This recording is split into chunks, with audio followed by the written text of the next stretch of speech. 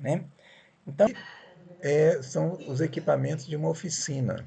Já uma oficina com bastante coisa de metal e provavelmente bronze, né? Deixa eu ver aqui, isso aqui está falando dessa oficina. Aqui, o ferro é correntemente utilizado no Egito a partir do século sétimo a.C. Quer dizer, 700, 800 anos antes de Cristo, né? A partir dali que eles começam. Então, aqui é madeira, a lâmina em ferro, né? Modelo de reduzido de madeira e lâmina em ferro. Aqui são estatuetas de vidro. Olha lá, amuletos de ferro moldado, né?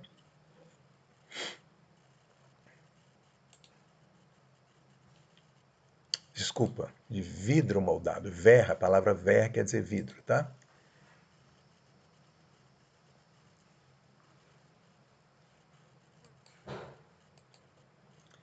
Aqui é a ourivesaria. Então, essa parte, né, de metais que brilhavam, bronze, prata, né, ouro, cobre, isso era usado para os nobres, tá? Então, os metais, né, no início, eles eram principalmente, né, a função principal deles era embelezamento. E embelezamento de quem tinha muito dinheiro, evidentemente. Por isso é que o ferro era desprezado, foi desprezado durante muitos anos. Pensando que os egípcios conheciam o ferro desde 3000 e tanto antes de Cristo e começaram a fazer um uso mais intenso dele a partir do ano 1000 antes de Cristo, então a gente vê que foi 2000 anos aí que eles deixaram o ferro de lado.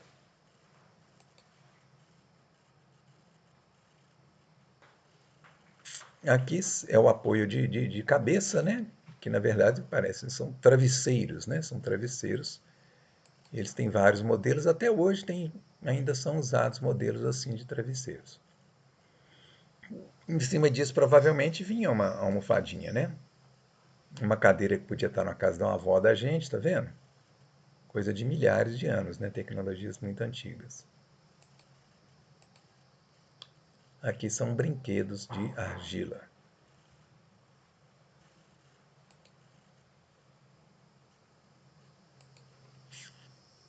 Aqui bijuteria também, de pedras coloridas. E aqui espelhos. Evidentemente, né, com o tempo esses metais estão corroídos, mas são espelhos de metal, né? Devia ser um bronze bem trabalhado assim para ficar bastante brilhante. Aqui uma coisa bem interessante são as colheres. Ah,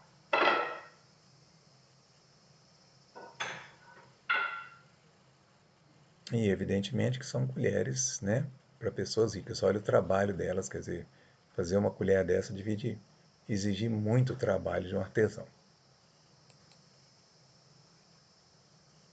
Um bracelete provavelmente de ouro.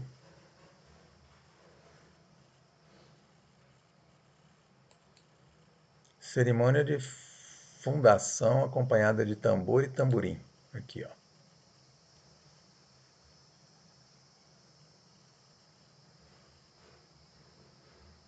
É interessante que essa quantidade de mãos aqui ó, sugere um movimento, né?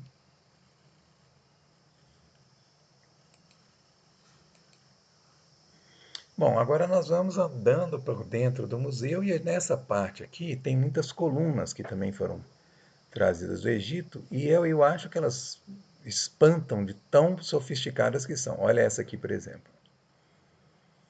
Um tamanho enorme de uma estátua, né? E colocada numa coluna que apoia lá em cima, provavelmente um telhado, né? Que devia de ser.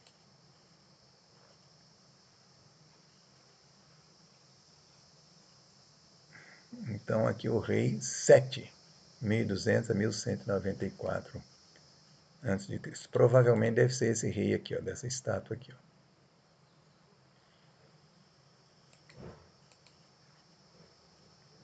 Aqui é uma capela, né? Dos ancestrais, é o desenho dessa capela. E aqui, ó, a gente vai vendo um sarcófago. Dentro desse sarcófago ia uma múmia, né? Então, eu vi um livro, tem um livro Como Eram Feitas as Pirâmides, e que eles diziam o seguinte: para colocar um sarcófago assim, uma múmia, coisas extremamente pesadas dentro, né, no lugar onde eles deviam ficar, eles tinham que arrastar isso, e isso ia ser colocado dentro de uma sala que aprofundava, né, ela afundava no teto. Talvez por causa disso eles até, não sei, aqui não está bem, assim, representa essa história não. Mas então, como é que fazia para colocar isso, descer com isso? Porque isso pesa toneladas, simplesmente não tinha corda que segurava, né? Então a hipótese que se tem hoje é que como esse salão onde isso ia ficar, ele ficava abaixo do chão, eles enchiam o salão de areia.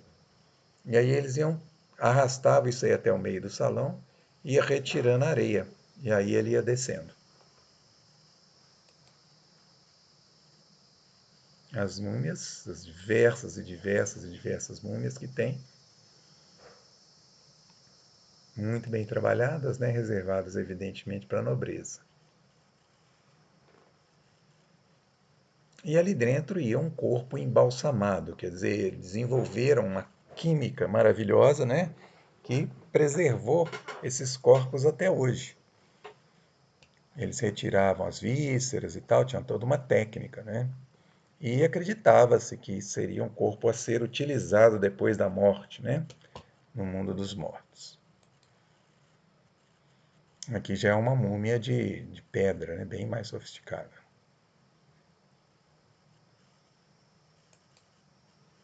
Uma múmia não, desculpe, né? É semelhante, né? A caixa da múmia, né?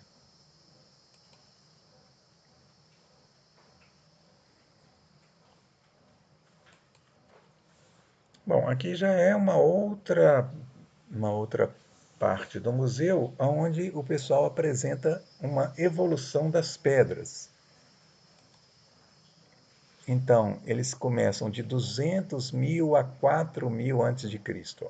Então, são pedras bem antigas, bem antigas, bem antigas, e à medida que o tempo vai evoluindo, né, eles vão sofisticando, quer dizer, aprendendo a preparar melhor as pedras, aprendendo a trabalhá-las e obter delas a forma mais desejada. Aqui, por exemplo, elas já têm forma de faca. Ó.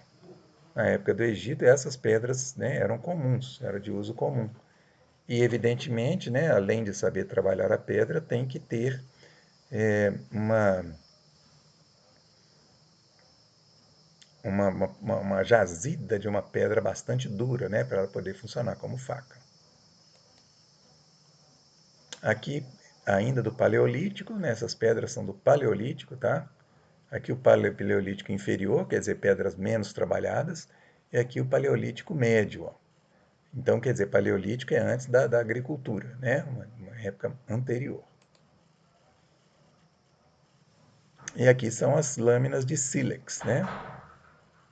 Que são já bastante sofisticadas. Olha lá, 3.300 a.C. essas lâminas aqui. Aí já está no início, né, do Império Egípcio, por exemplo. Mas, evidentemente, que isso não tinha só no Egito, né? Tinha na China, tinha na Índia, tinha na Babilônia, já estava mais ou menos espalhada, né? Essa tecnologia que permitia essas pedras produzir essas pedras mais sofisticadas, essas lâminas, né? Aqui nós temos a estátua de um escriba, se eu me lembro bem, essa estátua é em madeira. Escriba, 2.600 a 2.350 a.C.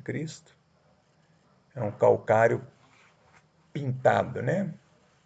Em olhos incrustados de cristal de rocha. Aqui, os olhos dele aqui em cima.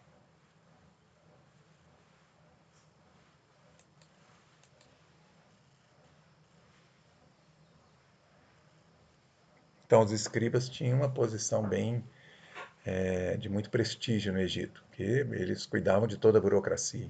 Eles é que tocavam o Estado, enfim, né? Bom, agora nós vamos atravessar aqui de volta a pirâmide, por baixo dela. Então, ela tem, né, várias alas aqui embaixo. Os visitantes chegam aqui, aí compra-se o ingresso, escolhe-se a ala que vai visitar e etc, né? Aqui nós estamos fazendo uma passagem numa das alas, né, imensas como as outras. Isso aqui antigamente era aberto, agora eles fizeram um teto ali de vidro, né? E agora estamos chegando na parte da Mesopotâmia, onde, né, a gente vai ver que a escrita tem outra característica, muito diferente dos hieróglifos egípcios, né? Ao cone da cidade de Uruk, ó, dos 2350 a.C. Esse cone aqui, ó.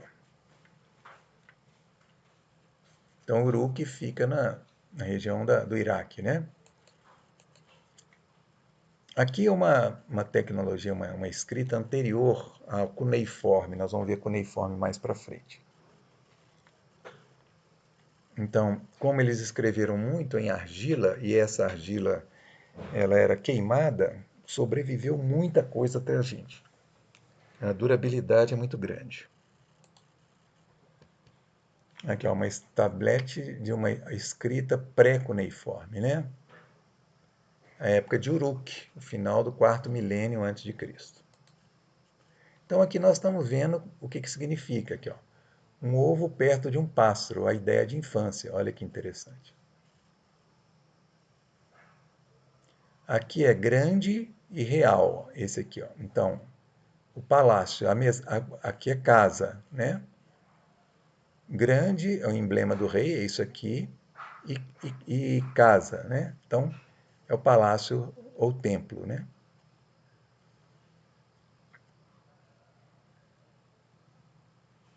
Aqui é a ideia de noite, ó.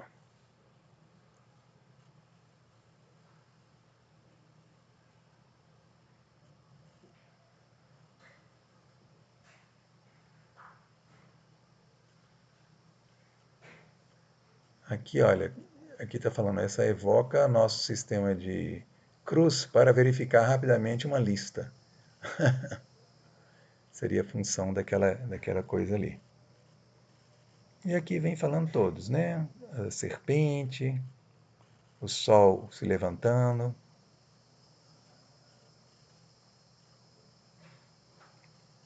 Aqui a ideia de diferente.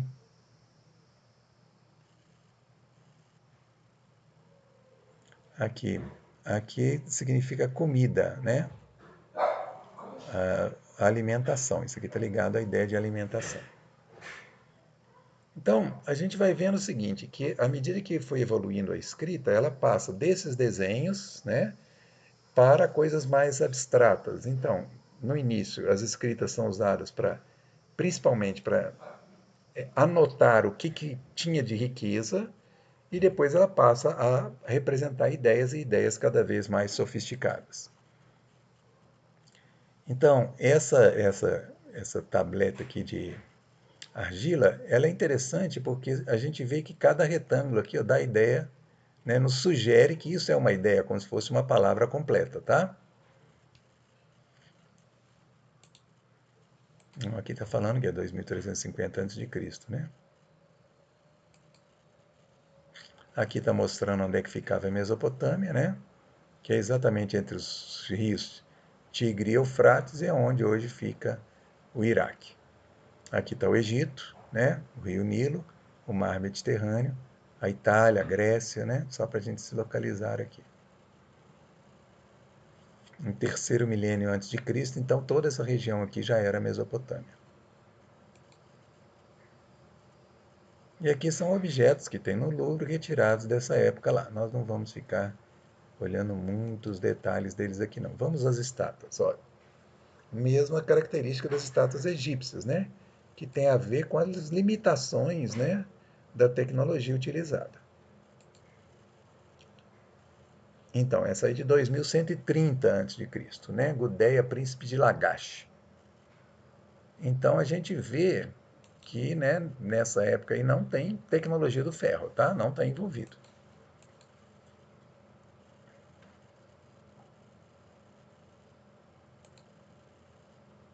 Aqui a gente já viu uma parte disso. Isso aqui é dentro de um palácio, né? Foi retirado de dentro de um palácio da Babilônia, tá?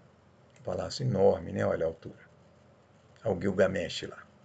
Provavelmente esse aqui pode ser o Enkidu, que é meio animal, meio gente, mas eu não tenho certeza se esse seria o Enkidu, não. Como está pertinho do que o Gilgamesh sugere, né?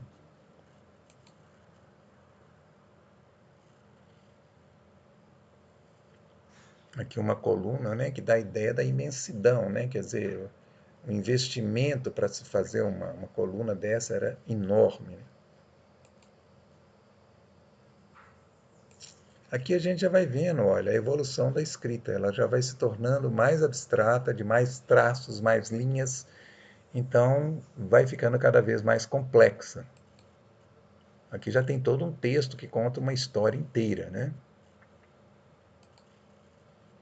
Então, ele chama-se o Obelisco de Manitus, Tuzu, 1519. Esse momento composto em 1519 case, né? Deve ser palavra descrita num grande elegância decorativa, grande elegância decorativa.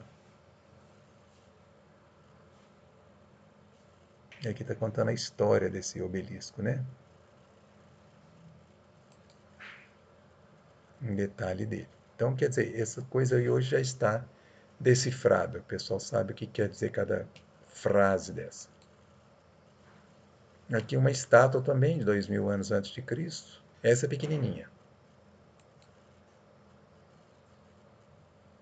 Pensando nos instrumentos que eles tinham na época, é uma estátua extremamente sofisticada, que deve ter demorado muito tempo para ser produzida.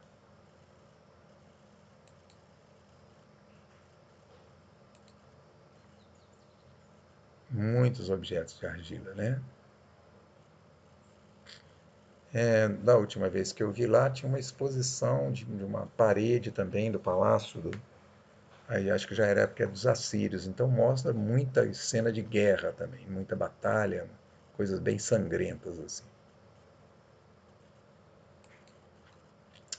Aqui a gente já chega na escrita cuneiforme. Aqui está toda uma história contada, e a partir de um determinado momento, então, eles passam a usar dois símbolos, basicamente só dois símbolos. Ou é um preguinho, né, de um jeito, ou é esse outro aqui, ó. Faz um Vzinho. Depois a gente vai ver numa próxima aula o sistema de numeração deles. Isso aqui, ó. Isso é uma tabela de números, tá? Uma tabela de números. Olha lá, tabela de divisão e conversão de frações.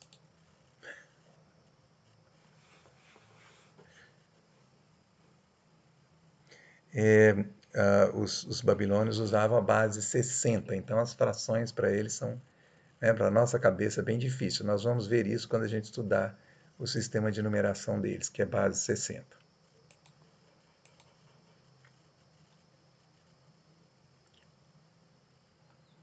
Aí, ó, o sistema decimal, a época de Seleucida foi introduzido o zero, uma inovação, né, inspirante. Aqui, mas aqui está falando, ó, sistema, porque a frase anterior a gente não pegou, ó, o sistema decimal, porque na verdade eles tinham o número 1 e 10, mas a base era 60, né? Inovação, esperando proceder a babilônios. Então, o uso do zero ali, na verdade, os babilônios estavam isolados, né? Quer dizer, que foi o povo que conseguiu trabalhar o zero antes dos outros. Aqui são as joias, né?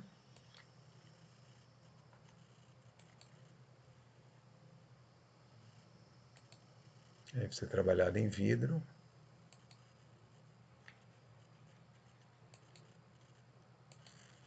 Explicando o disco.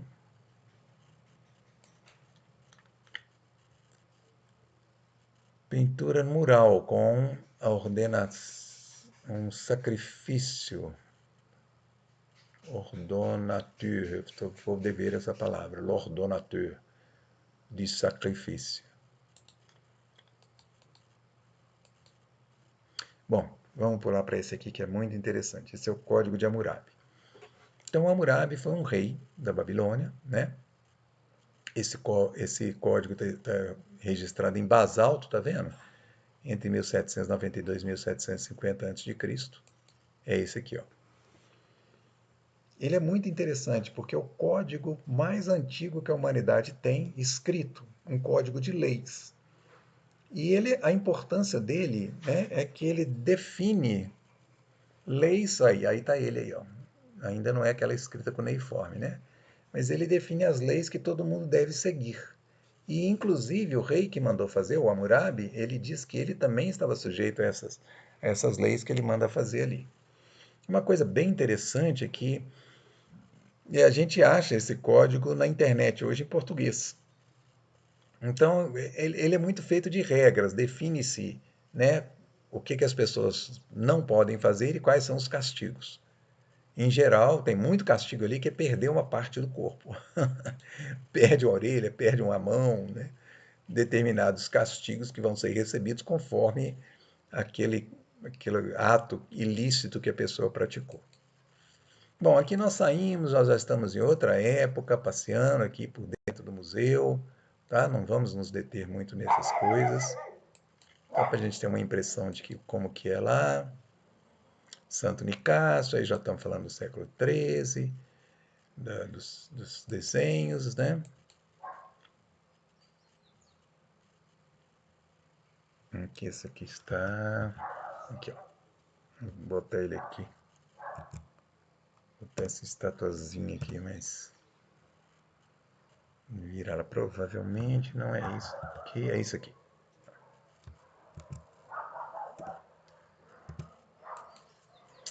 Aqui é a pintura mais famosa do museu, engraçadíssima, né? Que é a Mona Lisa. A gente pode ver o tanto de gente que fica lá querendo ver a Mona Lisa. E tirando foto dela hoje com flash, né? O que acaba com os pigmentos do quadro, né? Então, provavelmente, eles estão mantendo lá uma Mona Lisa fake. Porque se fosse a original, eles não estariam deixando as pessoas tirarem foto com flash. Eu sei disso porque tinha uma época que não tinha esse vidro, ela ficava só na parede e ficava a gente vigiando lá, especialmente para você não tirar foto com flash. Aqui é uma visão mais de perto dela. Em que a gente tem uma ideia de como o museu fica lotado de gente, né, no dia a dia. E agora chegamos na parte grega. Repara a sofisticação dessa estátua. E ela vai estar já no contexto, né, do retorno à Grécia, né, na evolução do nosso curso, e na época em que já se usava o ferro como tecnologia, né? Então já é uma estátua talhada, né, na pedra, mas com instrumentos de ferro. E aqui, olha, chamando a atenção de vocês para aquele recurso que a gente viu lá de uma estátua lá no início, né, da nossa apresentação, de uma estátua bem moderna, quer dizer, essa coisa que está aqui do lado, né, tem a mesma função lá, que é manter o equilíbrio.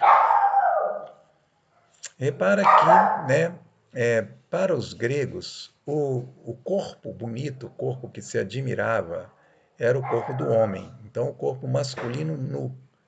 Os nus são masculinos, né? E eram corpos admirados pelo povo, né? As Olimpíadas, por exemplo, elas eram disputadas com os homens nus, porque, né, o público queria ver, né, a musculatura, né?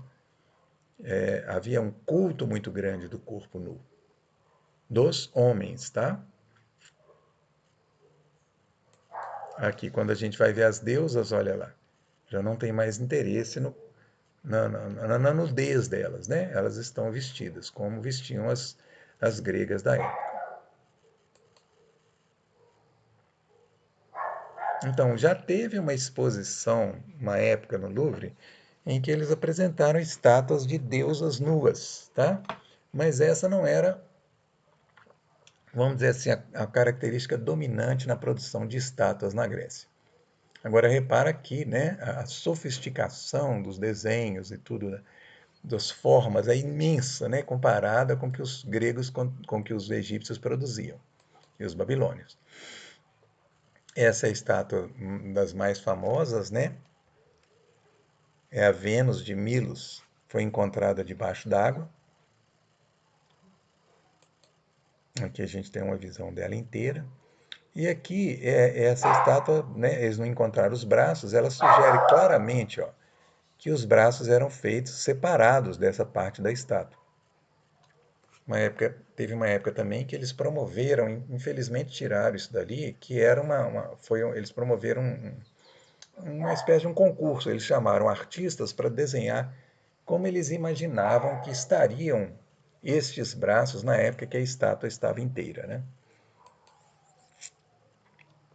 Aqui a gente vê claramente ó, que tem um ponto aqui, que é esse furo aqui, que era para encaixar o braço, né? Provavelmente um braço mais afastado do corpo.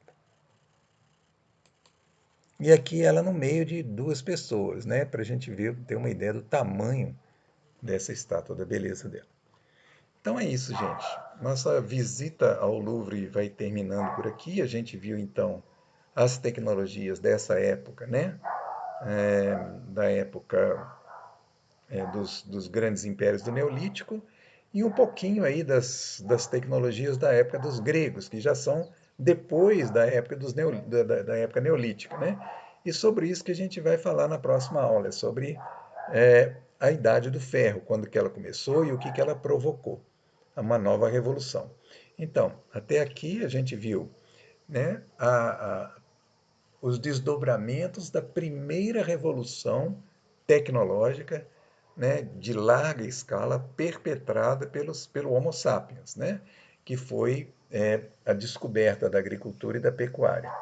E vale ressaltar que aquele eixo Ásia-Europa, norte da África, foi o eixo que mais desenvolveu nessa época. Exatamente porque ali a abundância, né, de animais possíveis de se domesticar era muito grande. Enquanto que aqui nessa região do Brasil, por exemplo, não tinha nenhum animal domesticável. Então, por aqui não houve criação de grandes impérios. No México, a gente teve o Império dos Maias e dos Astecas, né? Porque eles conseguiram, além da domesticação do Peru, eles conseguiram ambientes excelentes para o plantio, especialmente do milho, né? Então, eles são chamadas também as civilizações do milho. Ok, então nós vamos terminar aqui nessa nossa aula, né, e a abordagem da formação dos grandes impérios do Neolítico.